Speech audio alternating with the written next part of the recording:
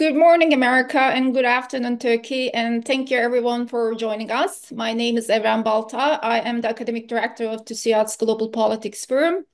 And today we're going to be talking about the global implications of the 2024 US elections with three distinguished speakers, Michael O'Hanlon, Ben Harris, and Aslı Aydın Taşbaş. I'll keep introductions brief, but allow me to quickly introduce our speakers. Michael O'Hanlon is a senior fellow and director of research in the foreign policy program at the Brookings Institution, focusing on U.S. defense strategy, military force, and national security. He has authored numerous influential books, including Military History for the Modern Strategist and The Art of War in an Age of Peace. Ben Harris is Vice President and Director of the Economic Studies Program at Brookings, specializing in fiscal and retirement policy. He has held key roles in the U.S. government, including Assistant Secretary for Economic Policy at the U.S. Treasury and Chief Economist for Vice President Joe Biden. A Fulbright scholar with PhD in economics, Harris recently co-authored the Retirement Challenge, proposing innovative solutions for the U.S. retirement system. And the last but not the least, Aslı Aydın Taşbaş is a visiting fellow at Brookings Center on the United States and Europe and a senior policy fellow at European Council on Foreign Relations. She specializes in Turkey's relations with the EU, Russia, and Middle East, and she's a frequent commentator on these topics, both in international and domestic media. Let me also very quickly cover a few logistical details before we begin the discussion. The audience can submit questions at any time using the Q&A function here in Zoom. I'll make sure to direct them to our speakers during the Q&A portion of our discussion. We also have simultaneous translation available as always. Just click the translation button at the bottom of your screen if you would like to listen in Turkish. And here's the plan for today's session. Michael will begin by discussing the security implications of the elections, global security implications of the elections, followed by Ben, who will address the economic and trade impacts. And then Aslı, and she's going to be focusing on Turkish-American relations. And each speaker will have in the first round 5 to 7 minutes. We'll then have a second round. To get us started, I'd like to ask Michael the first question. Michael, you have consistently emphasized the importance of the U.S. alliances and partnerships. And how do you see American security strategy evolving under the second term presidency? What patterns or implications might emerge? Could we see a more isolationist U.S., a diminished commitment to NATO and European defense, or a continued focus on countering China? Michael, over to you.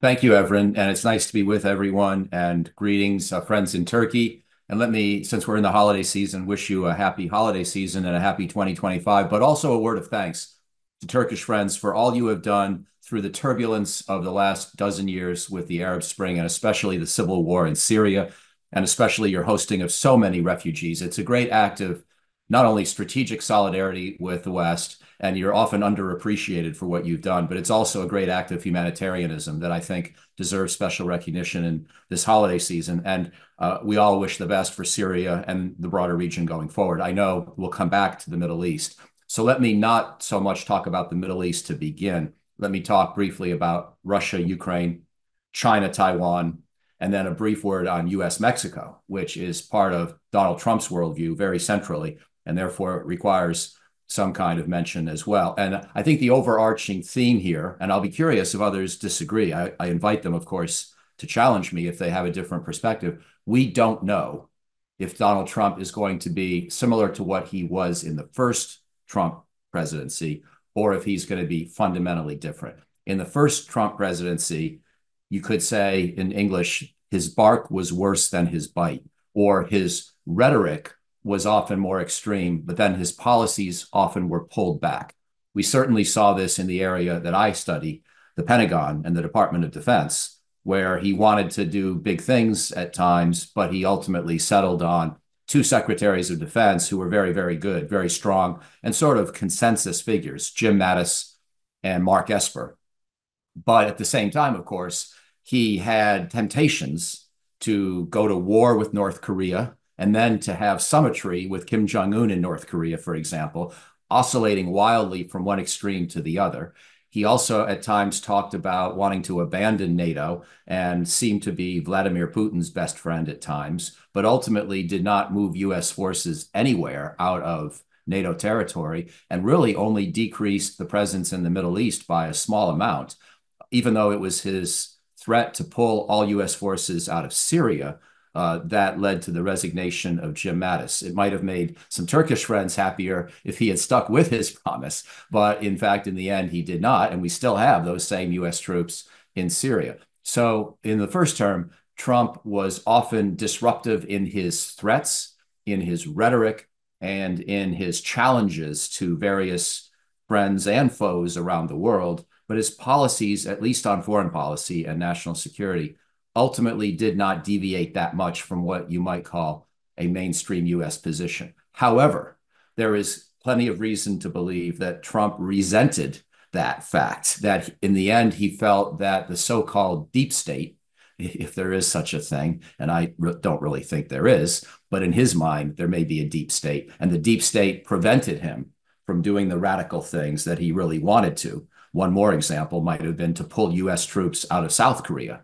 That's been an alliance that Trump never really favored very much and never thought very well about. So the question would be, is Trump going to ultimately stay more moderate in his decisions and ultimate policies while his rhetoric continues to be threatening and disruptive and sometimes all over the place? Or is he really going to try to do some of the big new things that he'd like? Now, a brief word on each of the three problems that I mentioned, or three challenge areas, and then I'll stop and look forward to others' thoughts and come back in round two on the Middle East. But in regard to Ukraine, Trump has said he wants to stop the war very quickly. Well, so do I, but good luck. What's the strategy to make that happen? I think we're going to need more pressure on Russia, but also perhaps a willingness to re-engage with Russia if they will accept a reasonable armistice. We're going to need, yes, to be willing to accept that Ukraine's not going to win back all of its territory on the battlefield, but we're still going to need to provide some kind of security anchor for Ukraine so the war doesn't start again if we get an armistice. Is Trump capable of coming up with a strategy that integrates all these concerns and creates incentives for the different parties so that a compromise negotiation is actually possible? We don't know. I think we could all agree it's going to be a hard job for anybody. You know, we could have the world's best negotiator in the White House working very well with other allies like Turkey. And even with that kind of setup, this would be a very difficult war to stop. So good luck to Trump. I don't think his instincts are wrong, but he's going to have to develop a strategy that so far he has not.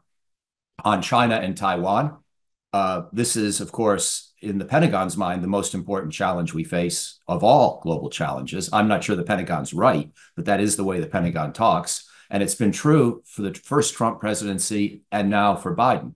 And so the question would be, with all of Trump's threats to raise tariffs astronomically, something that Ben Harris can talk about more eloquently than I, does that really happen? And does that spill over into all the rest of the relationship, such that the security situation becomes more dangerous as a result of Trump being willing to blow up the economic relationship and with it everything else? Or is Trump going to put on some threats of higher tariffs and ultimately walk back, be a bit more moderate, a bit more restrained? That's the big question. I don't know the answer. I don't even have a prediction. Again, I don't know if Trump's going to want to be like Trump 1.0, the first term, or if Trump 2.0 will be fundamentally different and more disruptive. And finally, on the U.S.-Mexico border, as you know, we have a huge problem. Illegal immigration is a problem, but the real problem in my mind, maybe because I'm a security person, is fentanyl and the opioid crisis, and 100,000 Americans a year dying of overdoses, much of it from illegal drugs coming across the U.S.-Mexico border. Nobody has a very good answer to that problem. We're going to have to work with China because China is the source of many of the precursor chemicals, and they've begun to cooperate better with us under President Biden, as the Biden administration has sort of stabilized the U.S.-China relationship, albeit at a difficult place, but it's still become a more workmanlike relationship. If Trump blows up the U.S.-China relationship, he's also likely to worsen the fentanyl problem. And then he may have to content himself with building his wall or doing something else that's symbolic more than it is real. But I will be fascinated as to whether he really develops a serious policy agenda for the U.S.-Mexico relationship and the border, where we do indeed have a big problem. And he's been right about that. And President Biden and Vice President Harris, in my mind, did not do enough on the border. But Trump may not have any better answers, even though he is more fixated on that issue than previous presidents have typically been. So to summarize, we don't know if Trump's going to be belligerent and disruptive rhetorically, but ultimately be pragmatic in policy terms, or if he's really going to try to be a much more disruptive president in policy terms than he had been previously. That's the great question. I can't answer it yet for you. Thank you. Thank you, Michael. I think we don't know is one of the key phrases of this period. The unpredictability is really, and the strategic unpredictability is really shaping what's going on in the Middle East and globally as well. So I'm going to be asking to Ben. Ben, Michael argued that during his first term, Trump ultimately did not deviate significantly from traditional U.S. foreign policy. And is this the case for Trump's approach to economic policy? I mean, how do you see a potential second Trump administration shaping U.S. trade policy, particularly in terms of tariffs, trade agreements, or his stance toward global economic institutions? Could we see a disruption, or as Mike was saying, or a deeper shift away from multilateralism and free trade? Over to you. Thank you so much. And let me start off by saying thank you for having me and echoing all the kind things that Michael had just said. So let's just start by talking about what Trump can do. We know from the first Trump administration that he has two broad authorities that he can use to levy tariffs. So one is known as Section 301, which is used to respond to harmful trade practices against the United States. It's fairly broad, but would not allow the United States to, for example, levy across-the-board tariffs on all imports. It requires a case-by-case assessment of each harmful trade practice against the United States, and then a specific remedy would be instituted. So it is broad in scope, but is narrow in implementation, where it really doesn't provide the authority for across-the-board tariffs. The second is Section 232. We saw this again in the first Trump administration, which allows administration to unilaterally, without the cooperation of Congress, levy tariffs in the name of national security. You saw this used on imports of aluminum and steel. I think it's highly likely that Trump will use both of these, probably announce them on day one of his administration. But again, these are quite targeted. Then there's also something called IEEPA, which allows the administration to go ahead and levy tariffs, but only for emergency situations. So it can be much broader than the other two authorities, but it probably has to be temporary and requires the president to announce an emergency. And that's the one which is more uncertain. We really don't know whether or not Trump could use that authority to levy across-the-board tariffs. My reading is that he probably can't. Others see it differently, but those are the three authorities that he would probably use. The second question is, what did Trump actually do in the first term? And I think Michael is exactly right when he said the bark was much louder than the bite. So the average effective tariff rate in the United States under Trump's trade war went from about 1.5% to a little bit less than 3%. So an increase in 1.5 percentage points. By contrast, about a century ago, when we had the Smoot-Hawley tariffs were put in place, we saw effective tariff rates of around 20%. So Trump took them from around 1.5% to about 3%. And if you actually subtract out China, you actually saw a stagnation in the effective tariff rate. So from a historical perspective, the trade war in the first Trump administration was pretty muted. It was not especially large. Now, we don't know if that will happen in the second administration. But then to go ahead and say, okay, well, what is Trump's actual trade policy? And he had really a five-part policy that he laid out during the campaign. The first was to invoke reciprocal tariffs. So this is saying if a particular trading partner of the United States levies a tariff on the U.S. will levy a similar or identical tariff on that trading partner. That would probably require legislation. And I just don't see Congress passing such a sweeping bill, particularly given the narrow majorities in the House and Senate. The second pillar of Trump's second trade agenda is to revoke China's permanent normal trade relations status. This would also require legislation. There is some support in Congress for doing this. So, for example, this action was recommended by the U.S.-China Economic Security Review Commission, which endorsed it several weeks ago. This would have real implications for China. It would shift trade to other trading partners. But again, this would require congressional legislation. I don't see this happening quickly, if at all, although it is certainly possible. The third pillar of Trump's trade agenda is an across-the-board 10% tariff. Sometimes he's said 20%, sometimes he's gone even higher. But the point is, he has proposed levying tariffs on all U.S. imports. This probably requires legislation. There is a world in which Trump could use the IEEPA authority, declare a national trade emergency, I guess, and use it to levy an across-the-board tariff, and then it would play out in the courts. And it's unclear whether or not the courts would issue a stay while it was making a decision, or whether or not it would be allowed to be implemented. Look, I think that the members of his economic team are more or less traditional mainstream economists, with the exception of Peter Navarro, who's a trade advisor. I can't imagine them endorsing such a sweeping assessment of tariffs. Virtually all economists agree this would be inflationary. So the rule of thumb is every 1 percentage point increase in the effective tariff rate has a boost in inflation of about 0.1%. So this would push up inflation by about a full percentage point to around half a percentage point. Nothing like we saw in the height of the pandemic, but certainly substantial. So that's the third part of the Trump trade pillar. The fourth part of the Trump trade pillar are targeted tariffs on China. This does not require legislation. He could again use the 301 and the 232 authorities. I think this is a virtual certainty. You've already seen China begin to announce how it might retaliate, for example, by withholding exports of critical minerals. But this feels extremely likely and a virtual certainty. And the fifth part of his trade agenda is to levy targeted tariffs on autos, EVs imported from Europe, potentially some autos imported through Mexico. I would think this is highly likely, but doesn't have huge macroeconomic consequences. So ultimately, I think that once you break this down by what Trump can do unilaterally and what requires Congress, you see that he probably cannot do a lot unilaterally. And it will very likely look like what it looked like in the first Trump administration, where you saw an increase in the effective tariff rate of about 1, 2, or 3 percentage points, but nothing like we saw in the 1920s under Smoot-Hawley. And so I think one question is, what are the macroeconomic impacts?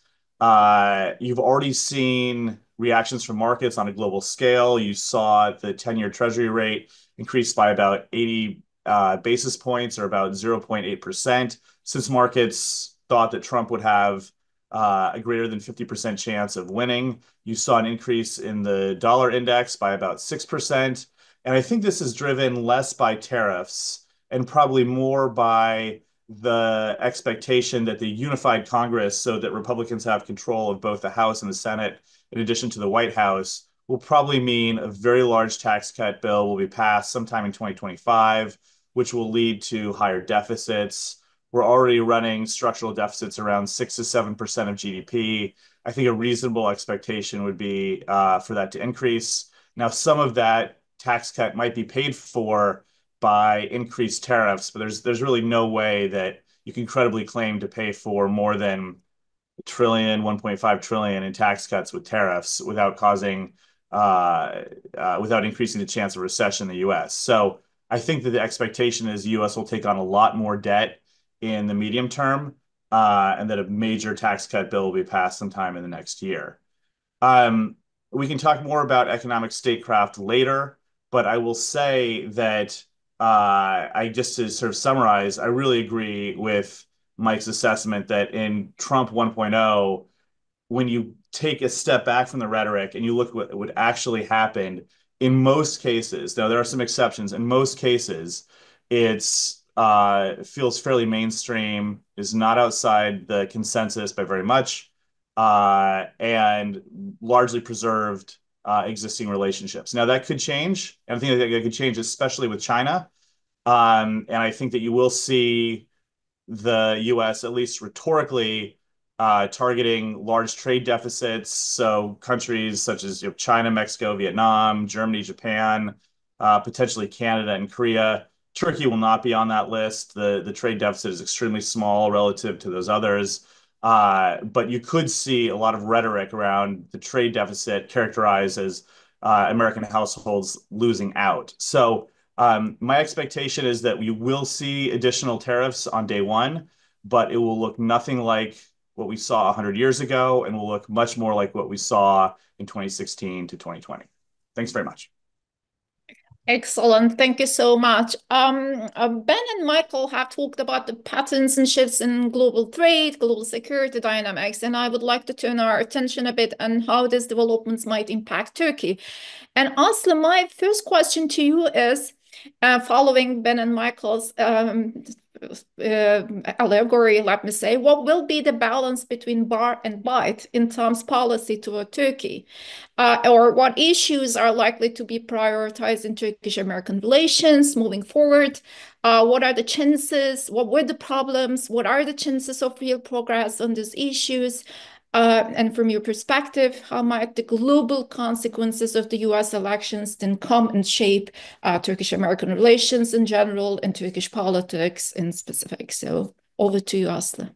Thank you, Evren. It's a real pleasure to be here and following Mike and Ben's presentations. I will say also greetings to friends in Istanbul and Ankara who are joining in. I think what I have to say nicely follow both what Mike and Ben have said.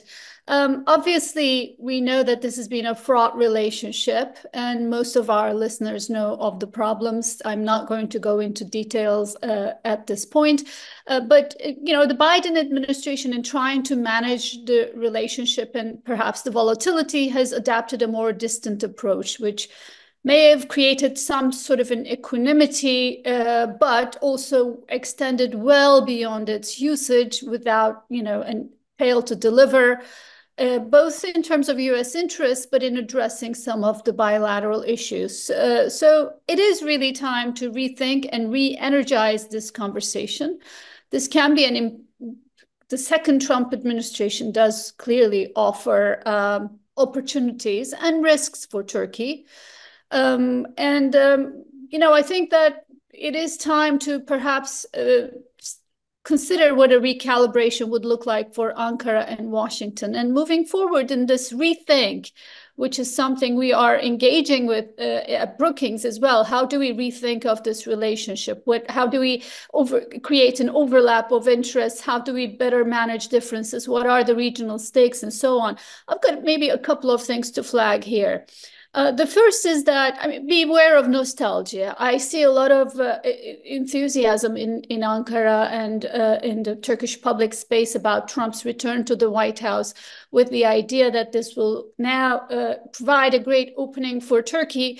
But the first Trump administration, the first Trump term, was not really great in Turkish-US relations. There was a visa ban of sorts, tweets about destroying Turkish economy. Yes, Presidents Trump and Erdogan got along famously and quite well, but it did not stop the CAATSA sanctions. We were not able to address the differences on Syria in an effective manner. So I will say that let's not forget what happened between 2016 and 2020, and understand that the personal relationship does need to be complemented with a really serious plan and vision on both sides to address these issues. You have also written for us at Brookings talking about the importance of institutional ties and institutionalizing this process. I cannot agree more. So let's just not rely on the fact that President Trump has a tendency to sort of clearly values his relationship with President Erdogan, respects him as sort of a strong leader, as he's tweeted this week and talked about at his recent press conference in Mar-a-Lago. But that alone is not enough. And also personal relationships with Trump have not really delivered for other countries as well. So I would say that it is important for Turkey to rethink and to sort of really have a very important conversation about its own geopolitical identity and develop ways of how it can effectively work with the United States. We're going to talk about the details later on, but let me also flag a second point.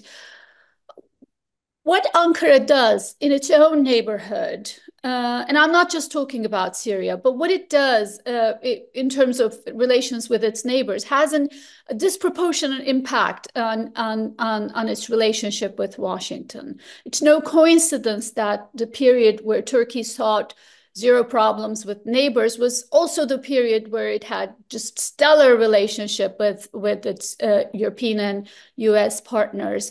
I know zero problems with Turkey is sort of a very controversial topic in Turkey. I'm not really advocating that, but I am advocating the concept of a Turkey-led regional order of stability and peace, which I think that would go a long way in terms of really reshaping the relationship with Washington. For reasons that would take too long to explain here, I think Turkey's relationship with Greece, Israel, Cyprus, Armenia, Ukraine, what it does in all of these regional issues is going to have a way of shaping the tone of its partnership with US Congress and the Trump administration. And if Ankara wants to be a very effective player, and it can be, it should really think of really crafting a role for itself in a Turkey-led regional order of peace and stability. Peace building is being something that Erdogan talks about. There are a number of conflicts. Ankara sits between two hot wars in Lebanon and Ukraine, and has an ability to play a role. I will flag two issues here specifically.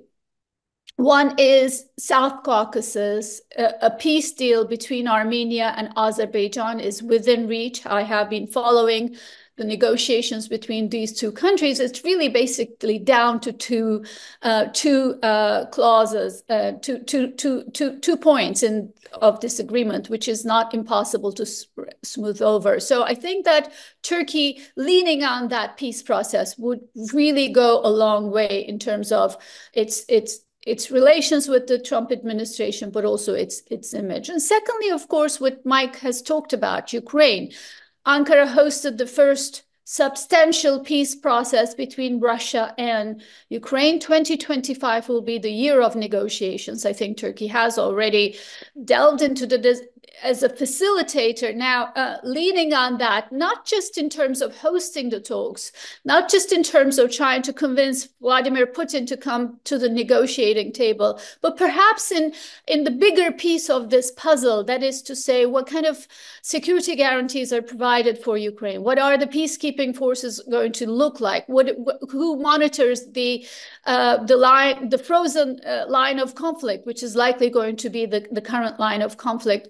These are really important opportunities for Turkey. Some type of a Pax Turkica in its region, I think, would really make Turkey one of the most consequential players in 21st century. And we also quickly remind everybody that recently the new OSCE Secretary General is a veteran Turkish diplomat. He's just been elected this year, providing one more opportunity for Turkey to delve into this process. And I'm going to skip Syria because that's a big topic, but maybe a thing or two on trade.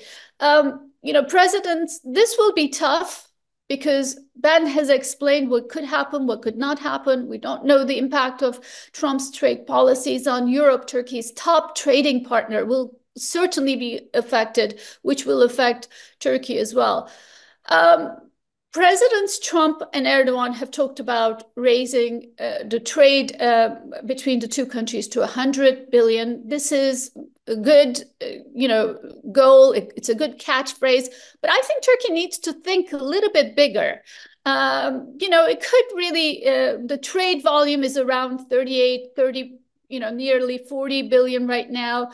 So it can go up by another 5 or 10 billion. But what really Ankara should do is creating a blueprint between, the government, business community, unions, and trade organization, a blueprint of how Turkey can re-energize its trade, not just trade, but geo-economic relationship with its Western partners, and position itself as a key player in both its own geography, but in terms of supply lines and future of trade. So I think that President Erdogan and Trump will meet, and perhaps President Erdogan will seek a new trade relationship with Trump, and that's all fine. Turkey might find itself a little bit shielded from the trade sanctions and sort of barriers that are going to be subject, definitely. But it's, I think, too small a goal for Turkey. The real goal should be becoming a more consequential economic player and a manufacturing base for Europe, and at an age of this big reshuffle that's going on. And I think that requires a blueprint that is more integrated. So that's where I will end for now, Evren. Excellent. Thank you so much for your initial contributions. And now I would like to focus a bit on what's going on in the Middle East and Syria, as it really important for the Turkish audience as well. We have been following what's going on in Syria with keen interest in Turkey. So maybe I should start with Michael and ask him the potential for current dynamics to escalate in a wider regional war, a war between Israel and Iran, maybe given that Iran is basically lost majority of its military capacity in the Middle East after what is going on in Syria, and also what dynamics of power or power structures might emerge in the Middle East, Michael, or how might the Trump administration approach its role in the Middle East conflict or in Middle East in general? And one final thing, maybe during his first administration, Trump consistently emphasized his desire to withdraw from Syria. Specifically, is he going to withdraw? So many questions, and I am sure that our audience has many questions about Syria as well. Michael, it's over to you. Thank you. Well, I think there are good signs and also troubling ones, and let's first of all dwell a little bit on the positive, because I know in Turkey, people often feel vindicated and encouraged by what's happened in Syria. And it's partly been a reflection of Turkish policy, a patient Turkish policy over many years that helped produce the overthrow of President Assad, and now the apparent leadership under an HTS-centered coalition that we'll have to watch and see how it develops, and also to what extent it tolerates freedom and minorities, and is careful in how it exerts its own strength and the way it applies the law to criminals, but also to previous enemies on the battlefield. Can it have a certain amount of forgiveness, a certain amount of inclusivity? Overall, I'm encouraged. I'm encouraged that HTS, for a battlefield group, for a group that's, a militia or a resistance entity at its core, is showing under al-Jilani a fairly encouraging set of overall ideas. I don't expect wonderful democracy to emerge or a perfect human rights regimen to be followed by this group, but I think it's clearly offering possibilities that are much better than Assad's rule. And also, of course, from an American perspective and U.S. interests, reducing the likelihood that Iran can use Syrian territory to rearm Hezbollah, and reducing perhaps the likelihood that Iran can even destabilize Iraq, because the desirability of taking advantage of that land corridor has presumably diminished. We don't know yet for sure, of course.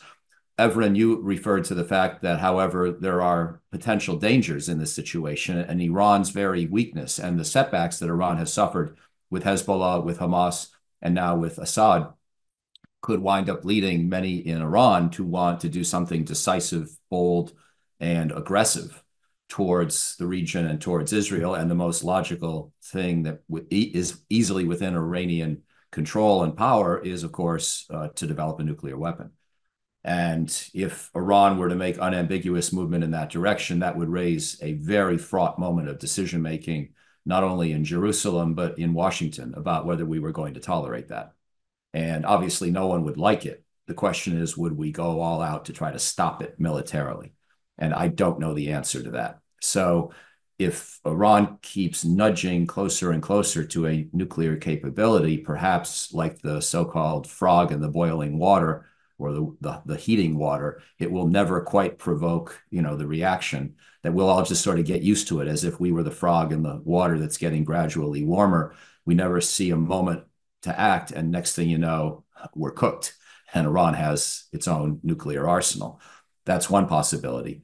But an Israeli-led or Israeli-initiated set of airstrikes against Iranian nuclear facilities that the United States then has to ask if we're going to help essentially finish off, that is another possibility. And I don't know how to predict that under Donald Trump. Donald Trump does not appear to like using military force very much. There were a couple exceptions, of course, in his first term. He continued the campaign against ISIS in Syria and Iraq that he inherited from President Obama, primarily through air power and the training of Iraqi forces. And then, Evren, as you said, the working with the Kurdish opposition inside of Syria as well. But he authorized the killing of Qasem Soleimani in Iraq in early 2020. But otherwise, he did not start new wars. And he has subsequently, and perhaps rightfully, bragged a little bit about the fact that he doesn't like military conflict. And frankly, I'm glad he doesn't. And I hope that's true, and I hope it continues. But it does, bring these competing pressures together about what do you do about an Iranian nuclear program that's on the verge of breakout. So that could be his hardest single decision in the entire 2025 year, depending on where things go. Final word would be specifically, Evren, on your question about the U.S.-Turkish relationship in regard to the Kurdish group inside of Syria and whether American forces would remain there. And, I think Trump clearly at an emotional level would want them out. And at a strategic level, he would maybe not see as much of a need for the U.S. forces to remain because ISIS is unlikely to develop much traction or influence in this HTS-led government in Damascus. So that may create a possibility for Trump to pull out. But my guess is some people are going to want to watch, some people in his administration are going to want to watch and see what happens first as the Kurds try to establish themselves as part of this broader coalition in the new Syria. And of course, that raises the possibility for ongoing disagreements between Ankara and Washington over whether to view this group as essentially just an offshoot of the PKK and whether its value strategically outweighs the potential that it has some links to the PKK inside of Turkey. As we all know, these are points where the U.S. and Turkey have disagreed in the past. And there's the possibility, yes, that if the Syrians can work out some kind of a role for the Kurds that does not require American support, that Trump would be very happy to leave. But my guess is that some people in his government are going to want to watch and see what happens first in the effort to form a coalition and stabilize the new security architecture for Syria before they would make that kind of a move. Trump himself may get very impulsive and just make a decision, but the team behind him is probably going to want to be a little more patient. Okay, again, we are at the stage of we don't know. Yeah. Okay, I'm gonna be asking Aslı. Aslı, recent developments in Syria have sparked two contrasting perspectives. Some see that this is a clear victory for Turkey and President Erdogan, while some others argue that this could further isolate the country, deepening its involvement in Syria and straining eventually, if not now, its relationship with Israel and the US. And we have listened to, and you mentioned in the first round that Trump has praised Erdogan's efforts in Syria as well. So how do you really evaluate this situation, and what implications do you see for Turkish-American relations within the broader regional context within the Middle East, and with regard to the Syria? As Michael was mentioning, Syria was one of the major tensions between Turkey and America in the last decade. And do you think it's gonna resolve on the Trump administration, new Trump administration, or is there a potential for the resolution of this tension? Evren, Syria is going to be what we talk about, at least what the Turkish conversation will be over the next couple of years, if not the next decade. I do think that the downfall of the Assad regime and essentially the defeat of Russia and Iran in Syria provides an incredible historic and geopolitical opportunity for Turkey.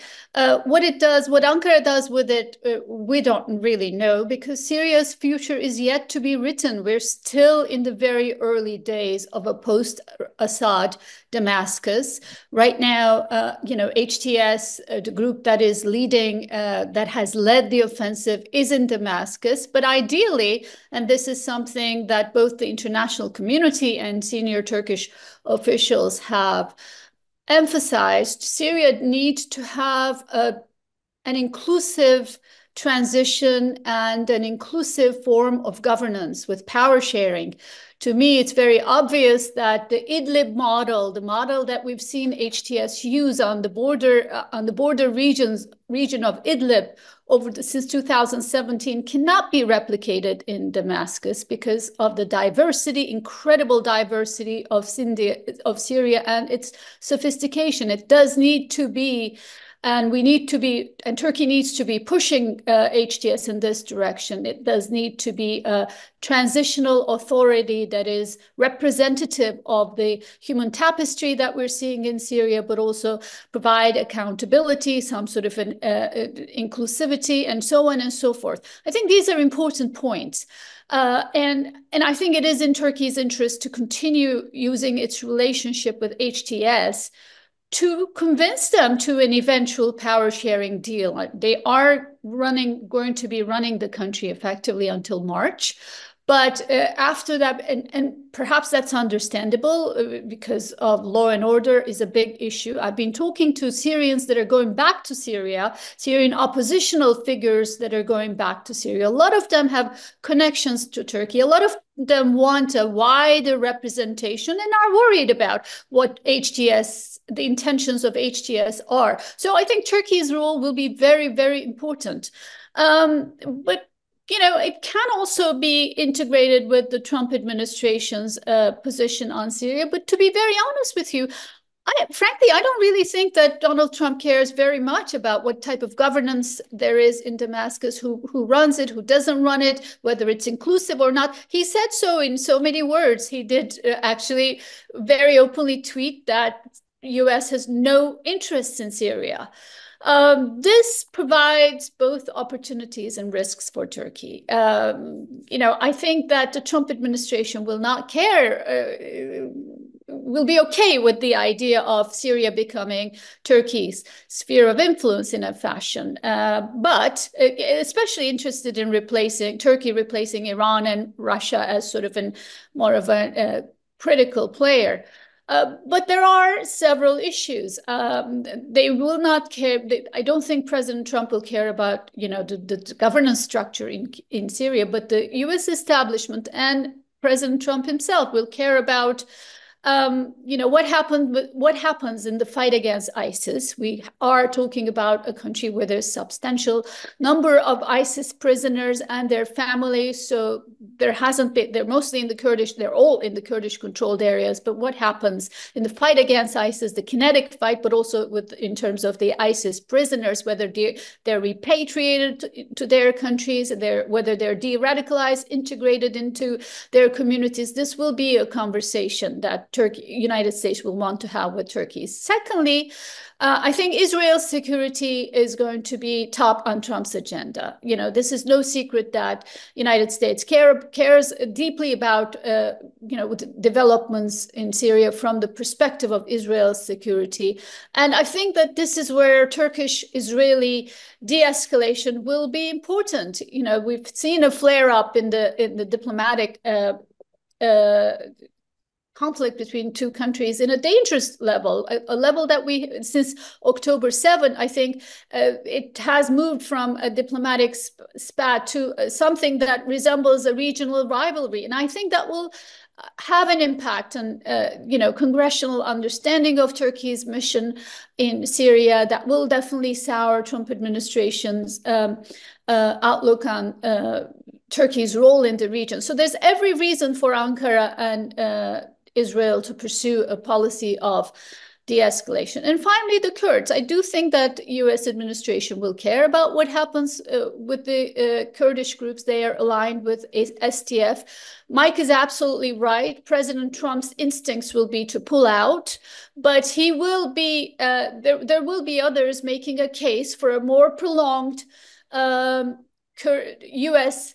partnership or presence in Syria, especially since CENTCOM, a key U.S. Obviously military institution, has been over there for a decade, but also because some of Trump's own lieutenants, people like Marco Rubio or people like his new national security advisors, have come out in the past very strongly supporting U.S. partnership for Syrian Kurds. So this is going to be a difficult thing, but something that Turkey can manage if it were to actually push for a more inclusive and responsible governance structure in Damascus that takes into account Kurdish reality in Syria. A more inclusive also means including Kurds. I'm not talking obviously about YPG and groups that Turkey designates as terrorists. There is no doubt that there will be an effort on the part of US and Turkey to sort of wean them out of the Syrian equation. But then I think there will need to be a constitutional framework that also includes Turkey. And to the point that Turkey that also includes Kurds. And to the point that Turkey can be involved in creating a constitutional framework in Syria, obviously much less Turkey will want less of an autonomy than what Kurds have now, and it will want to reduce the scope and geographic reach of Kurdish autonomy. But if it can actually diversify the Kurdish representation, if it can actually create a space for support a space for Kurds inside the new Syria, that will be important in the conversation. So I don't think Turkey should just reduce it should take a reductionist view and just think of what happens in the border regions, what happens with YPG, SDF. These are important issues for Turkish national security and understandable, and it will engage in a conversation. But beyond that, what Syria becomes, what model is actually eventually emerges in Damascus can provide a prescription for Turkey to be able to manage the Kurdish issue in Syria and actually smooth over some of these differences with the United States. Great. Aslı, you basically mentioned that the need for an establishment of an effective, inclusive government in Syria, and that is also related to the sanctions regime, right? One of the things that we have been talking in the last 2 or 3 weeks is that whether the US or the European governments will be lifting sanctions towards the new Syrian government. And I really want to ask Ben, I mean, a very general question, I guess. I mean, how effective do you think the sanctions have been achieving in their intended goals? Or how might sanctions policy evolve under the new Trump administration? And what are your thoughts on the current discourse regarding the lifting of sanctions on Syria? So over to you, Ben. So I'm going to have to be more general here than specific about sanctions on Syria. But I will say, if you want to characterize the Trump administration's, the first Trump administration's approach towards sanctions, there are 3 characteristics. And this was laid out really nicely by Peter Harrell in a Foreign Affairs article. Peter was an official in both the Obama and Biden administration. So the Trump administration, the first Trump administration, had a fairly substantial run-up in the aggressiveness of sanctions, both in scope and in depth. This is relative to the Obama administration, relative to the Bush administration. It was just, we saw more sanctions, they were deeper, and they had more impact. Now, ultimately, the Biden administration came in, and I was personally part of this effort, and we ramped up much more than even Trump relative to Obama. So you have seen this continuing escalation in the use of sanctions as part of an economic statecraft regime, but Trump was a significant run-up in the aggressiveness. So that's the first one. The second characteristic of the Trump administration's approach towards sanctions was that it increased the use of signaling. So it would threaten a sanction. If it got a desired outcome, it would never implement that sanction, or perhaps would implement the sanction and then take it away. So, for example, you saw the Treasury Department threaten sanctions against an Italian tanker for transporting Venezuelan oil to Cuba. The tanker company ultimately decided to stop those shipments, and then the sanction threat was lifted. The third characteristic of the Trump administration is increased use of atypical sanctions or coercive measures like export controls. So not just levying traditional sanctions, but atypical sanctions. These were used against Huawei in China and in other contexts. And so I think that's a pretty good guide. I think the first Trump administration is a pretty good guide to the level of sanctions. It's been noted that the Trump administration would prefer to use tariffs as part of its economic statecraft toolkit rather than sanctions. I think that's probably right. But because we can expect a fairly aggressive use of tariffs, that doesn't mean that you'll see sanctions dissipate. There is a big question as far as who will be the target of Trump administration tariffs. My guess is that Iran, like it was in the first administration, you will see a fairly substantial run-up.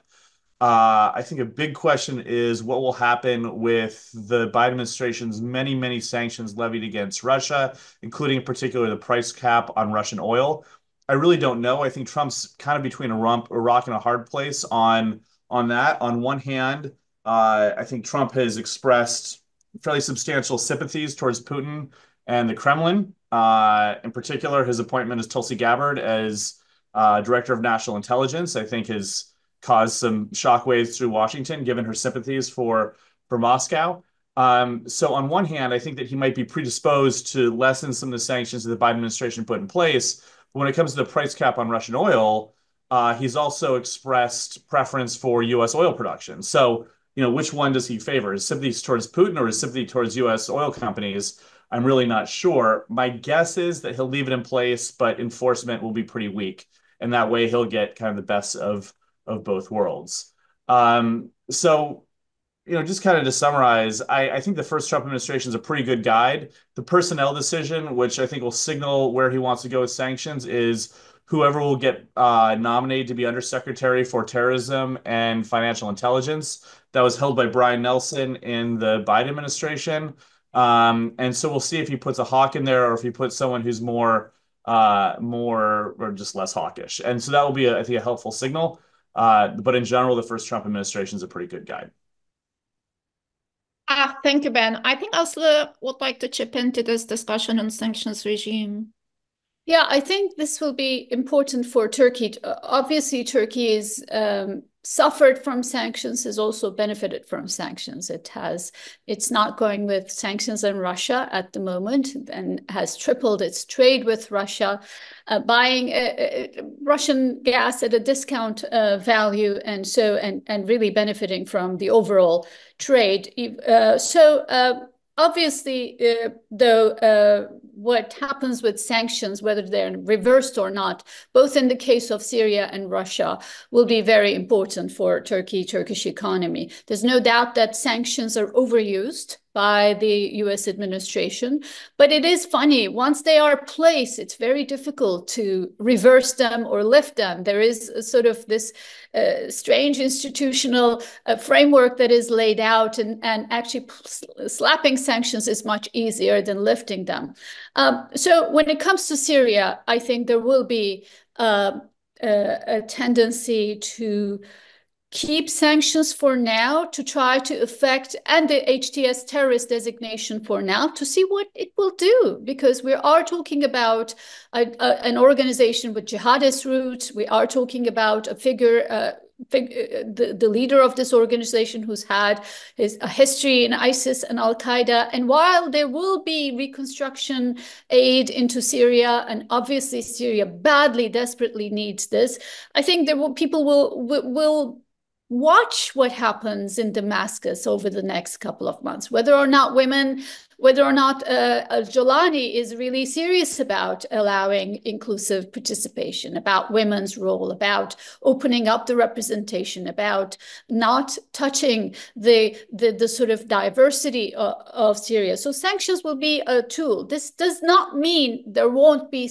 aid going into Syria. And I think on that, Turkey, it's important for Turkey to start positioning itself, particularly as the key player in early recovery work in the northern areas, as a key player in stabilization funds.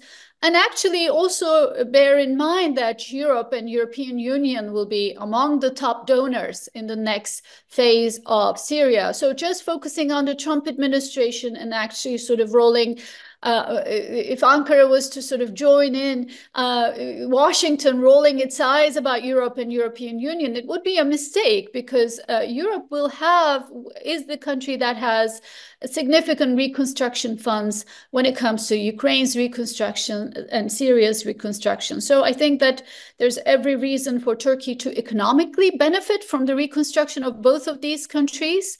There's every reason for Turkey to benefit from the reversing of sanctions, but I do think it requires a bit more diplomacy and hand-holding with Europeans. Excellent, thank you. This was a fascinating discussion, really. We have 4 minutes left, and I would like to ask Michael the last question. Do you see, with the new, incoming Trump administration, there's a lot of talk about the emergence of new European security system or a new European security architecture. Do you see a likelihood of that? And if so, do you think that Turkey is going to have a role in this? So final question. If you want to add anything, Ben and Aslı, we can have a couple of more minutes. We can extend the webinar, but this is my last question. Thank you. Well, first of all, of course, Turkey must have a role in any kind of effective European security architecture, given its size and its geography. So that's already a yes. However, whether Europe writ large can meaningfully develop the capability to defend the eastern flank and also be the linchpin of any resolution of the Ukraine conflict, I doubt that very much, for all the reasons we're used to. And we see it even more profoundly and acutely right now in the political dysfunction between France, Germany, and Britain, the traditional leaders of Europe, so to speak. And given that that Germany's now on the verge of an election to replace its existing government, that France is in turmoil, having searched over many weeks and months for a new prime minister. And even if Macron is still in place, he's a good leader, but he has the limitations of leading a country that's just one of a half dozen big countries in Europe that not everyone always appreciates deferring to. And then, of course, Britain has pulled itself out of the European Union, which remains a transformative structural reality about European politics and European security. So when we think about how hard it is to defend Estonia and Latvia, for example, or the northeastern Salaki corridor in Poland, the kinds of places that Putin could realistically and very tragically, if he were to do this, imagine attacking because of his desire to recreate a greater Russia and connect the Kaliningrad enclave with the main part of Russia. These are his ambitions that I have no doubt are still there in his head somewhere. Right now, he's caught up in Ukraine and he's busy there. But if Trump were to somehow disengage the United States from Europe and European security, then I think we're in big trouble, because the geography and the limitations of not only France, Britain, and Germany and their political realities, but their limited military capabilities are such that the Russian army, I believe, would defeat Europe in Eastern Latvia or Estonia. Or even if I'm wrong about that, we don't ever want to find out who would win, but Putin might be tempted to attempt to try an attack, or to see if he could get the Europeans to so disagree with each other at during a crisis that he could essentially extract concessions without even having to test the military balance. But at a time when France, Germany, Britain each can maybe send one brigade of a few thousand soldiers to Eastern Europe, and that's it. And then the countries on the eastern flank themselves are, for the most part, the smaller and weaker members of NATO. as well as the European Union. I just don't see how we can solve this problem and replace the crucial U.S. role in Europe. Very last point, that does not preclude some kind of a peace arrangement, for example, in which we put a lot of Western troops inside of Ukraine in uniform, essentially as either a peace implementation force or a tripwire or as trainers, and the majority of those forces can and should be European. But the United States still has to be part of that if there's going to be a credibility to that force and if we're really going to try to solidify the peace. I hope President Trump will come to that realization, and he can, if we send 10,000 Western troops to Ukraine and only 500 are American, that may be enough, but the number cannot be zero. Thank you. Thank you so much. Ben, Aslı, do you have any last comments? So on this issue, I think, again, there is opportunities for Turkey very much triangulating its relationship with the Trump administration with sort of a partnership with Europe. That is not happening right now. I think there's a lot of conversations about the future of European security, particularly in terms of defending a potential peace in Ukraine. And there are ideas floated. I've been involved in various European dialogues on this issue over the past couple of things, but nothing solid. So yes, there is the need to monitor the ceasefire line, but also the need to support Ukraine by placing perhaps peacekeepers, tripwire people. This is Macron has used this opportunity in President Trump's recent visit to Moscow and floated the idea of European troops in Ukraine. And I think from Trump's viewpoint, it's like, sure, fine, come up with the ideas and do it. What he does not want is a U.S. responsibility for forming, carrying, positioning, and defending European troops. Again, this is perhaps an opportunity for Turkey if it wants to improve its relations with Europe and reintegrate itself into Europe's security. Turkey is bringing two important things on the table: a robust military that has an overseas presence across the Middle East, in different parts of the Middle East, and a robust military industrial base that has been able to churn out a significant weapons system, in a sense, quicker than Europeans have been able to do so. So the important thing when we talk about Turkey in European security would be starting a Turkey-Europe dialogue. This cannot be done just with the Trump administration. It's important for Turkey to talk to France, Germany, and other players, and also lean in on the NATO partnership at that level. Thank you, Aslı. Ben, would you like to add something? No, just let me end with my thanks. I learned a lot from my colleagues. This was just, I think, a terrific hour. And thank you so much for arranging this. Same here. Thank you so much. Thank you all for your insightful contributions and thoughtful discussion today. And I suppose we'll have to wait and see how rhetoric and action align or differ this time around, especially given the complexities and challenges that we have been talking about. Thank you so much. This was really a wonderful discussion. Thank you. Thank you, Evren. Thank you. It was a joy.